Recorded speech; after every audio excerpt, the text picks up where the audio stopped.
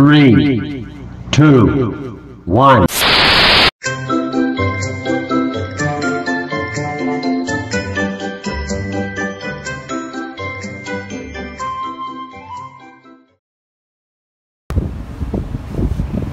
Welcome po muli sa ating pagtuturo ng pananahi Kings TV YouTube channel.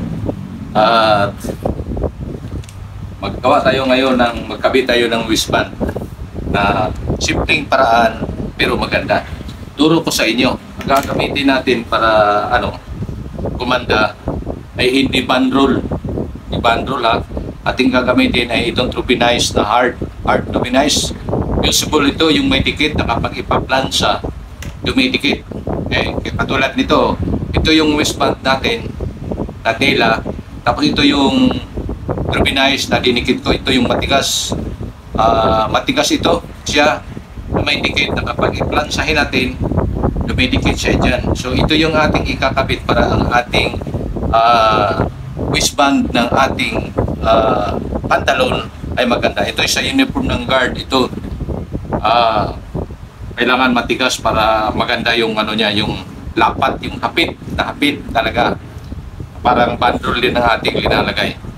So unang gagawin, ipakita ko muna pala itong ito yung Trubinize na ito yung may dikit dito, may dikit ito siya dito. Yan. Pag pinalansa natin yan, pag itingin natin sa plansa yan, pag dinaanan na plansa yan, nadikit yan. Kaya ito yung resulta yan, nadikit na siya. Dikit siya, yan. Dikit na siya. So, ito yung ating gagawin ngayon. So, ikabit natin yan.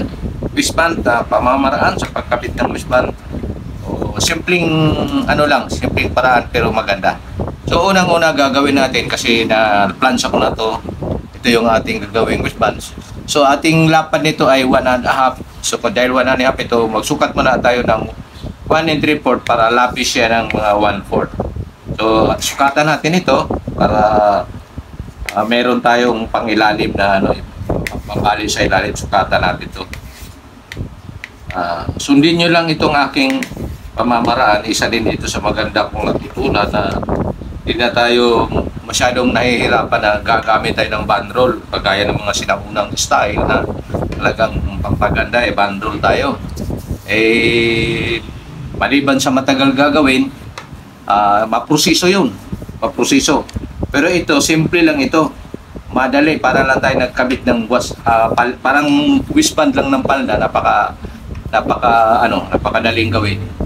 Pero magandang resulta. Ito yung aking ginagawa at marami nitong nagkagusto sa linis nito. Kaya ito lang ang aking ginagawa. So ito, naguhitan na natin, taoblan na natin pagkaya kasi baliktarin natin para pasadaan natin sa likod. Para ang ating pag-ilalim, pambali sa ilalim ay malinis na. Sadahan natin siya ng 1/16. Pwedeng 1/4. Ito 1/16 yung ginagawa ko. Para gilid na gilid.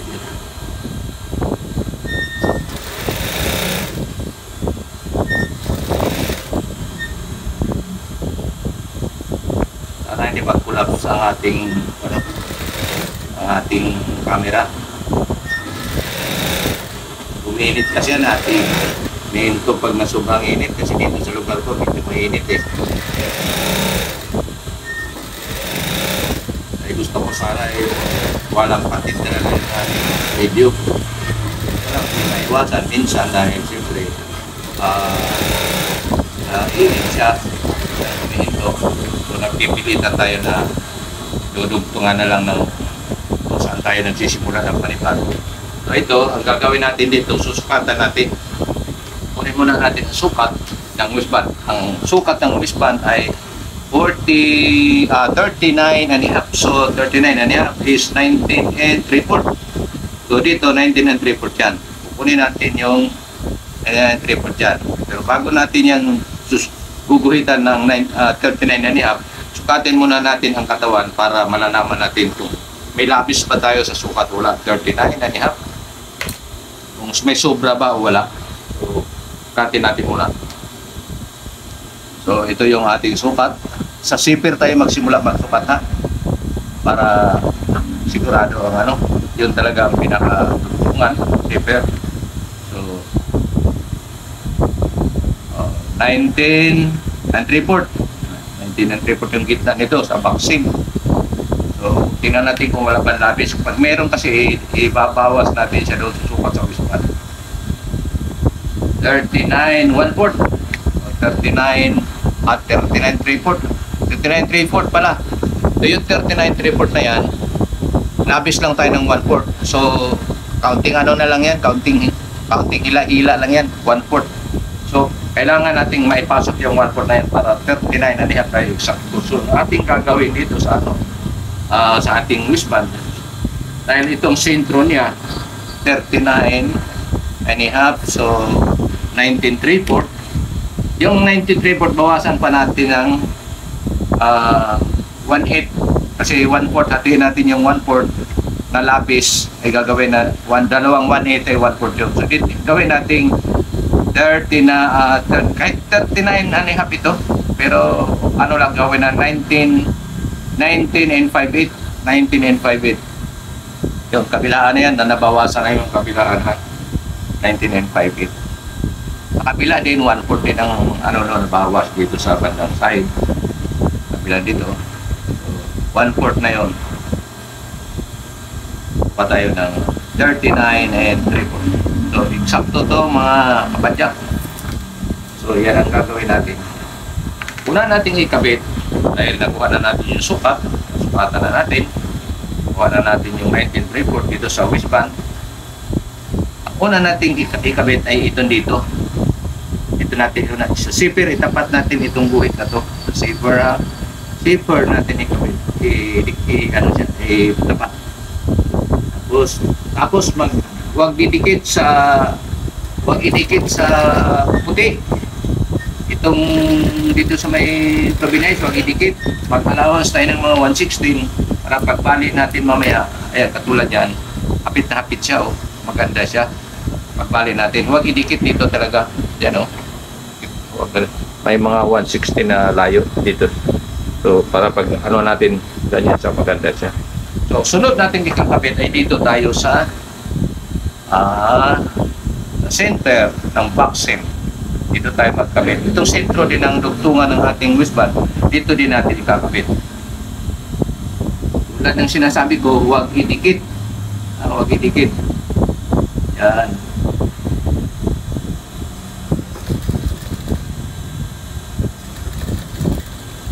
Ayan.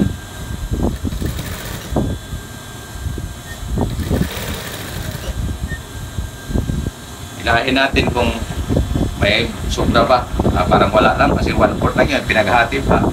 O di sa magkabilaan ano siya na nahihila siya. Hati-hati siya sa kabilaan. Kaya maganda yung lapat nito ating ginagawang wristband. Dahil walang labis. Kasi walang pulupot ito. Pero saktuhan talaga. So maganda pagka ano natin ito, kasukat. Sakto. Yan o. Yan.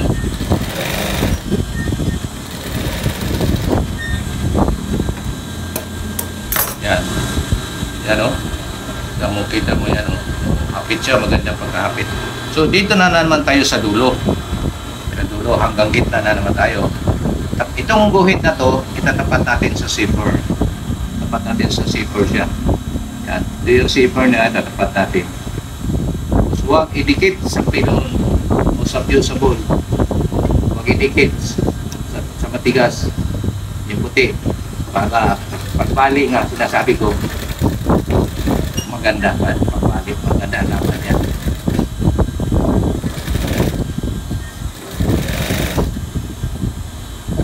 I-check na natin, okay, walang luluwag-luwag, saktuhan siya. Kasi yung 1/8 talaga, pagka hinila mo ng konti, lapat na yan siya. Maliit kasi na, maliit na diferensya yan, yung 1/4, tapos ipapasok natin sa kabilaan side. maliliit lang yan dyan.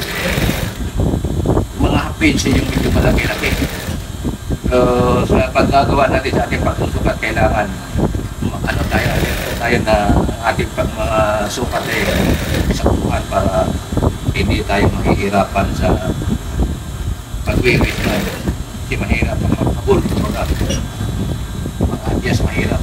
Andun yung mga kulubot-kulubot. So, gusto natin ang ating trabaho ay maganda ang dapat.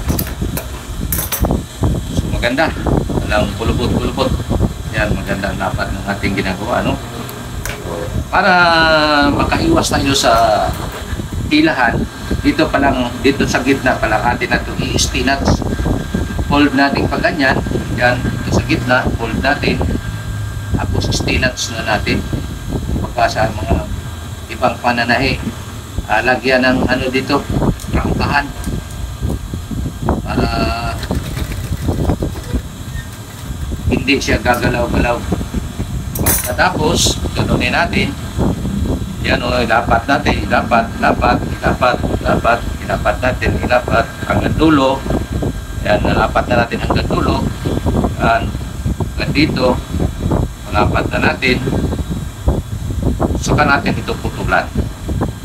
Putulin natin ang kabis nito. Yan, dito, putulin natin. Yan. Pagkaputol natin, bago natin siya bitawan, markahan muna natin. Ialahin natin sa zipper yung marking. Yan, no? Alahin natin sa zipper. Pagkatapos, itong ating hook, itong dalawang tinik, dito natin i-align sa may guhit natin.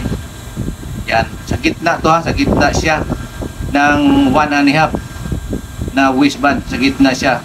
Yan, dito natin ilagay ang ating hook. Yan. Yan o. Para mamaya, pag ano natin mamaya, pasada natin mamaya, nasa gitna yun. Dito natin ilagay kasi pupukin natin ito kasi matigas ito. Yung aking hook na nilalagay, dalawang tinik lang ito pero matigas ito. Ito katulad ng tatlong tinik na malambot. May tatlong tinik din naman na matigas. Pero ito, kailangan ko ito. Pupukin ng gusto. Tulak ng gusto. Matigas nito. Yan. Yan yung hook na kinakabit ko. Matibay yan. Ayaw kong magkabit ng hook na mga malalambot. Kasi nakakasira lang yan ng ating customer. O yung ilalagay ko yung matibay. Tagalan eh, hindi masisira. Hindi basta-basta. Masira man, pero ano, yung tumatagal ba? Meron tayong ikagarantiya sa ating tinatahi na sulit na ito ay magtatagal. Yun ang isa sa mga ano hinahanap ng ating mga customer, yung ang ating trabaho ay pulido, matibay. Yan. Yan na. Gawin na natin. Ito atin na ito. So ito ay ating ano na ngayon. Atin na siyang pabaliktarin. Kasi na ano na eh. Kapit na natin, pabaliktarin na natin to. Medyo matigas-tigas to baliktarin dahil matigas na yung sinasabi kong hard na Drobinize. Makapal ito siya eh. Pang ano talaga ito siya, kumbaga pang ginagamit talaga sa mga wispan, mga pang matigasan talaga. Kasi matigas kasi maganda dapat ang wispan. Yan.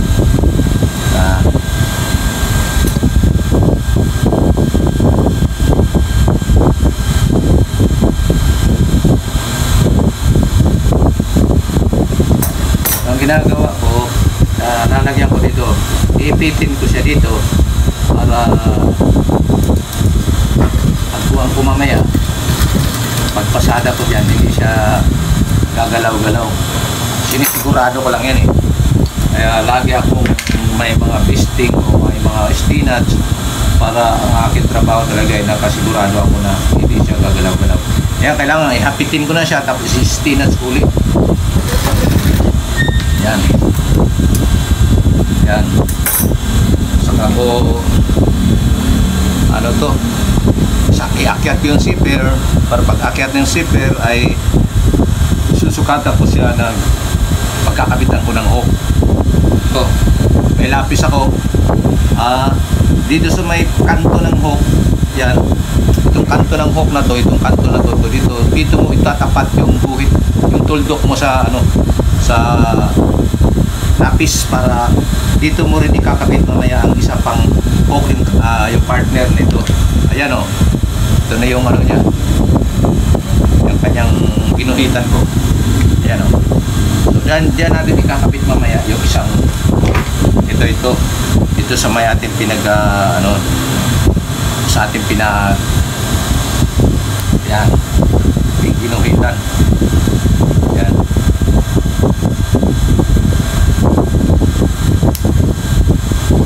Ako, bago ko pa yan isarado, isukat ko muna ito uli.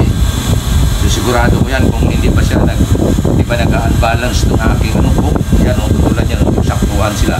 So, chinecheck ko muna yan. Pag na-check ko na siya, saka ko siya siguraduhin na pag sarado ko, pag close ko niyan, ay ibig sabihin hindi na siya mag-unbalance, pantay na siya.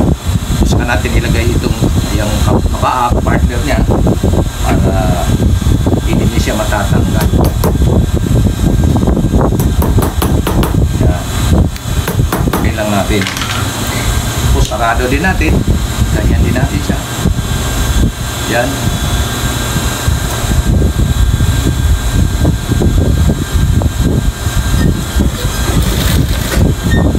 Ayan, ganyan.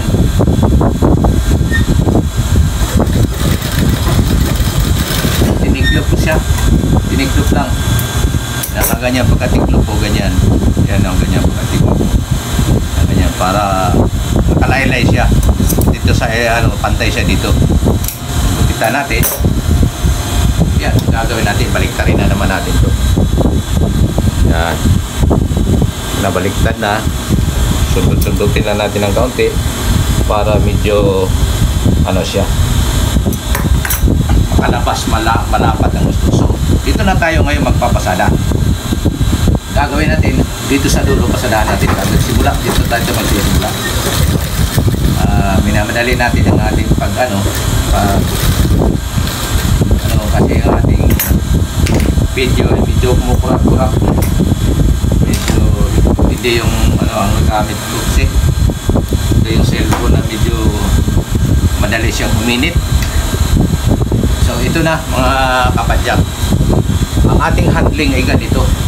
Yung aking kanan, kung asaan yung pabor ninyo, pero kasi sa akin ito yung pabor ko kasi linalapat ko siya ng gusto eh. Yung ating pasada dito sa may gilid lang mismo, sa gilid na gilid, yan o, yan sa gilid na gilid. Tapos ginaganon ko, hinihila ko kasi dito siya, kaya ang hawak ko ay ganyan, dahil ang hawak ito ay tinutulak ko para lapat na lapat siya. Mamaya makita niyo kung gaano kalapat ito. Yan o, nasanay na ako dito, kaya medyo kahit tumakbo ng medyo mabilis-bilis yung makina, hindi na ako natataranta.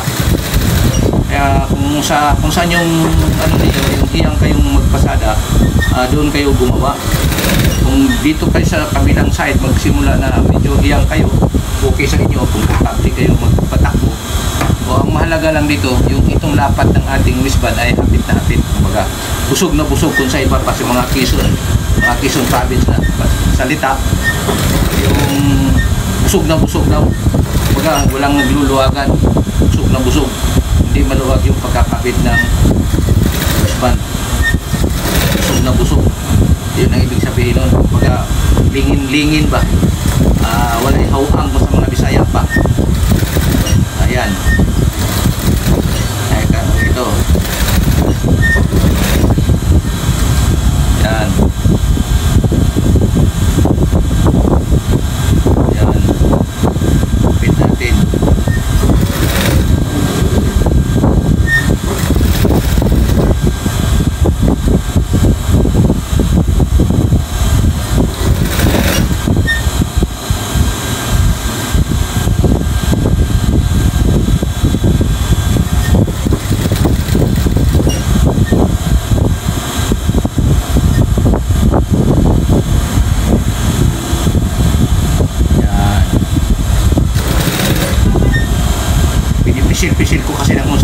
mga kapadyak. Hinihimas ko ng gusto para yung makuha ko talaga yung magandang lapat. Kasi pag hindi natin hinihimas ng maigi yan, hindi tayo makakuha ng magandang lapat. Pangit yung ating wisman. So ang ating inaanoon dito, kailangan maganda ang ating trabaho. Yan ang ipinaglalaban natin yung maganda ang ating trabaho. Kaya himas tayo ng gusto. Maganda pagkahimas. Kailangan yung ating trabaho talaga ay makakonsensya yung magagamitin natin. Kasi kung may konsensya tayo, hindi tayo makakagawa ng hindi maganda. Kasi isipin natin ba, maganda yung binayad sa atin, binayaran naman niya, tapos trabawin natin ng hindi maganda. Hindi maganda yun. Nakakonsensya ako pag ganyan eh. Kaya yun ang aking pinapairal, yung konsensya ko na lagi ako na konsensya sa gawa ko na hindi magandang gumawa ng hindi maganda. Kailangan laging maganda ang ating gawa, mga kapadyak. So, ano ko yan. Tanggalin ko na itong stinats kasi pwede na siyang tanggalin kasi nandito na ako sa dulo. Para maganda yung pagkahawak ko. Kasi importante kasi dito sa trabaho natin, handling. Yung magandang handling kasi yun ang nagpapaganda sa ating gawa. Tapos plus technique na magandang mga paraan, isa yun sa mga nakakatulong pa lalo sa ating mga trabaho na gumanda pa ang ating mga trabaho. Dahan lang ako dito dahil patapos na. Yan. Tanggalin ko na rin itong pistinat sa to. Yan. Yan. Yan ang ating ginawa. Yan o. Lapat na lapat yan. Walang makita mo naman sa sikat ng ilaw. Yan o.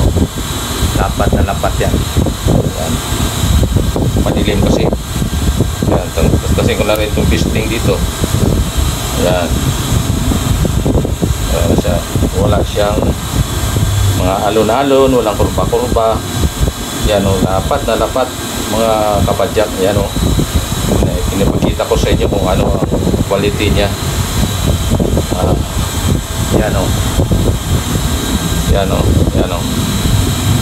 Tapos dito yung sinasabi kong ano natin, yung paglagay ng pati yung ating ano dito. Yan o, sakto, pantay na pantay mga kapadyak. Kaya ang ating gawa na kahit medyo simpleng paraan, pero dahil maganda ang ating pagkagawa, ginamitan natin ng turbinize na makapal, matigas, at yan siya yung resulta na dapat siya. Yan o, madunog yan, matigas yan o, talaga. Loob wala ding alon-alon o. Yan, dito may kaunti, kaunti lang, yan lang. Pero sa ilalim yan mga kapadyak, dito wala talaga maganda.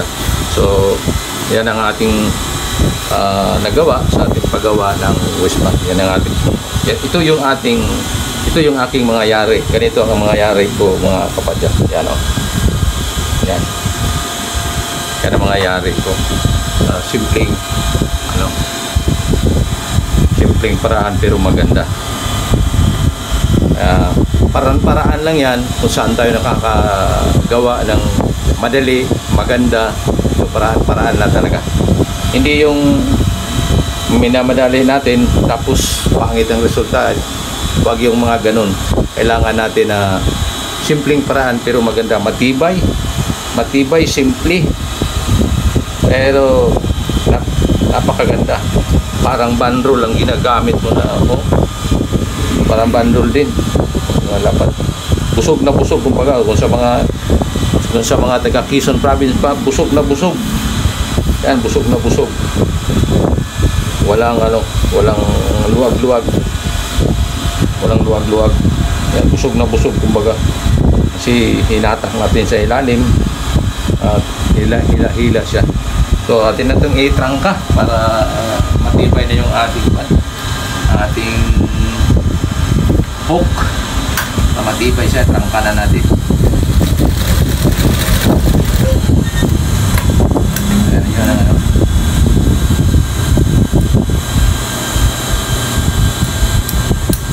So kapitan na natin ito ng ano, belt loops.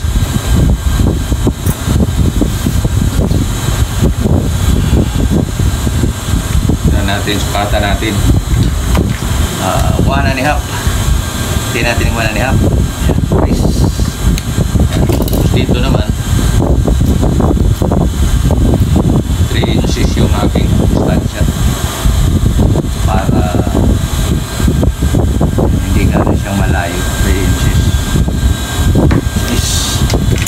Ganyan ang ating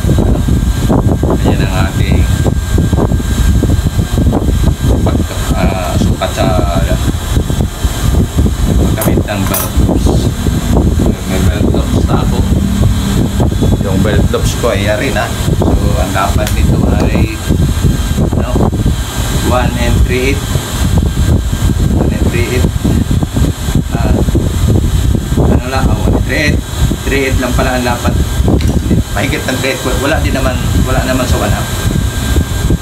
So dito tayo magsisimula. Pagkabit natin ay bali-bali siya. Yung ganyan para matibay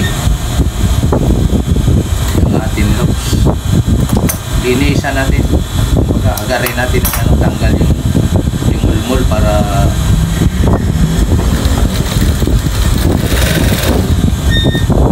ganyan ako magkabit eh. Naagad ko yung sinusunod ko yung tanggalin yung mga mulmul. Yung pagkatapos na sa paimulmulan, ako iba din na ibay. So, paraan ko to. Style ko lang to. Para wala na akong babalikan pagkatapos. Yan. Ano lang itong sukat ko nito? 1 and 3/4. Pwede rin gawin itong mahigit 1 and 3/4 kasi security guard ito. Ganun lang. Masyadong pinalakihan. O hanggat mare yung kanilang belt sakto lang ba para maganda yung lapat. Yan.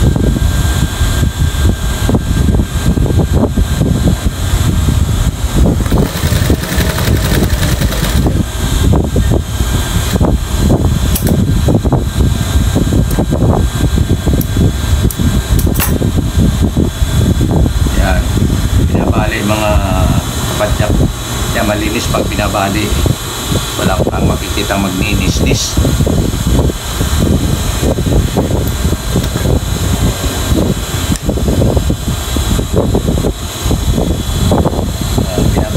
Binabali ibabala ng kaunti dyan para mabalot siya. Pagbali mo, balot siya.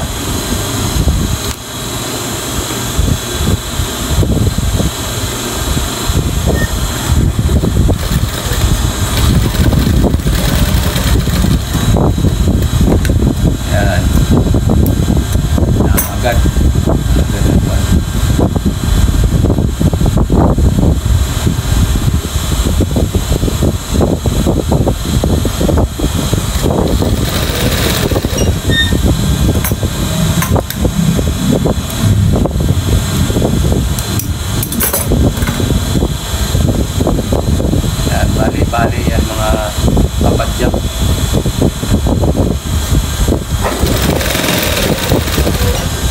Para matibay, malinis.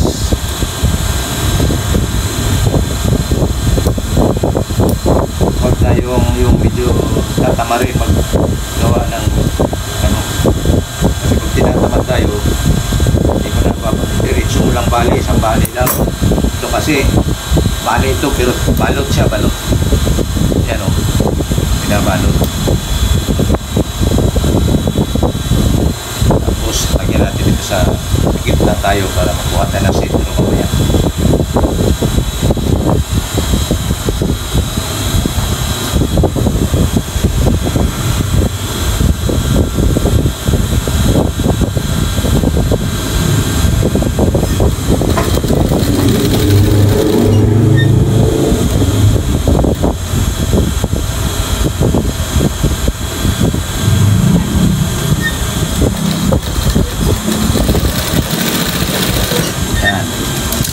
Lagyan ko pa sana ito ng ano sa gitna. Dito sa gitna na to. Yung malaking belt loops na parang arrow. Pero order ng mayari, huwag na. Eh, diretso ng 6 lang. 6 lang siya.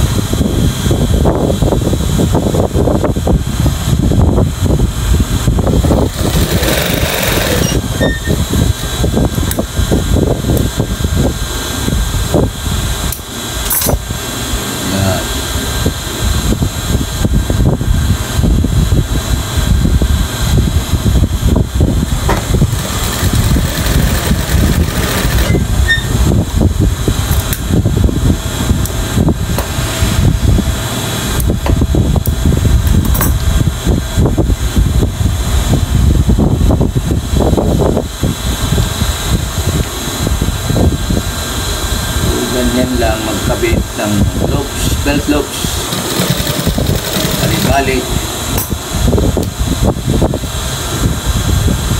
taas, maliin.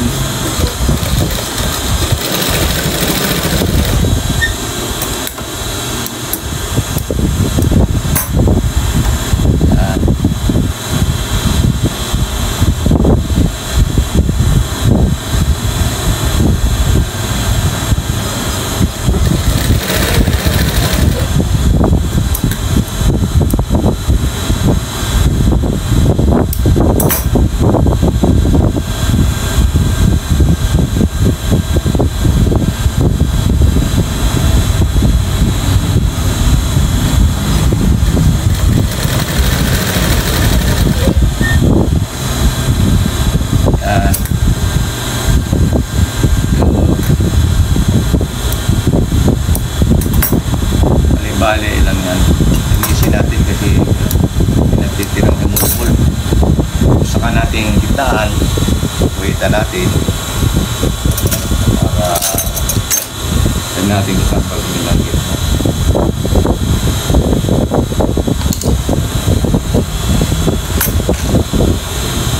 Para parehas yung distansya, maganda siya tingnan. Ayun. Sa gitna.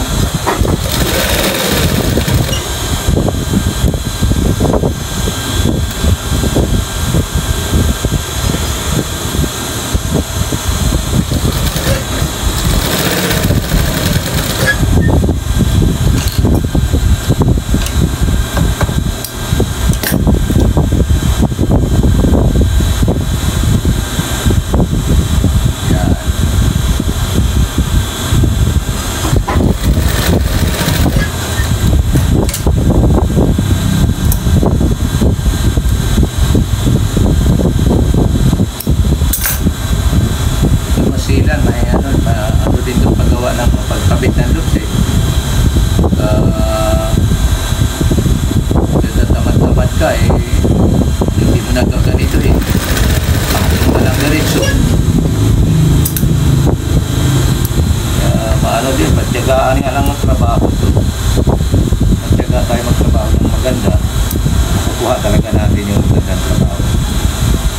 Pero pag hindi tayo matyaga magtrabaho ng maganda, yun, hindi natin makamit yung magandang trabaho.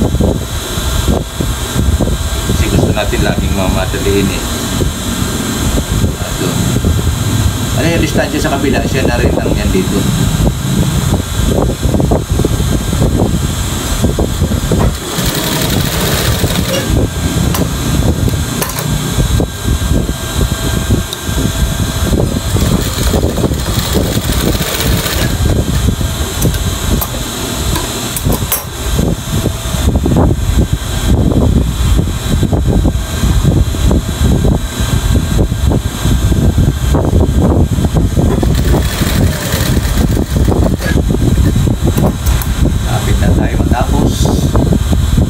Lang.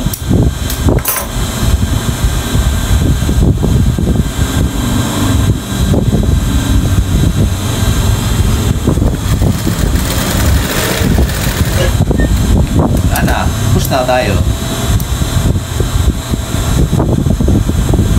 Yan.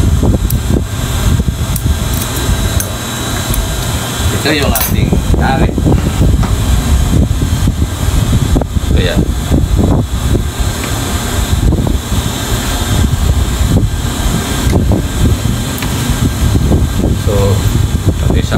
pagkakabit ng loops, nakita pa ating inano dito yung wristband lang, pero may oras pa naman tayo, kaya pati na sa pag-loops parang naituro na rin natin. So yan yung ating pagkabit, yan yung ating resulta, yan ang ating nagawa. Maraming salamat sa inyong panonood, at sa mga hindi pa nakapag-subscribe sa ating channel, subscribe lang po, share, like, para dadami po tayo, madaming maabot, maraming makakita, maraming makakaharap, maraming matututo. Kaya itong ating ginagawa ay para ito mapabahagyan natin yung gustong matutong mali. So ulitin ko, maraming salamat po sa inyong panonood, abang po kayo ulit sa mga susunod pa natin ng mga pagtuturo. Medyo pailan-ilan lang ito kasi medyo busy din ako sa trabaho, pero salamat at meron naman tayong nagagawa kahit papano na naibahagi sa ating kapwa. Ang sunod natin gagawin ay may nag-request sa akin na magawa ako ng tapos mag-pattern ako ng overall. So sunod gagawa tayo ng overall pattern. So maraming salamat sa inyong panonood.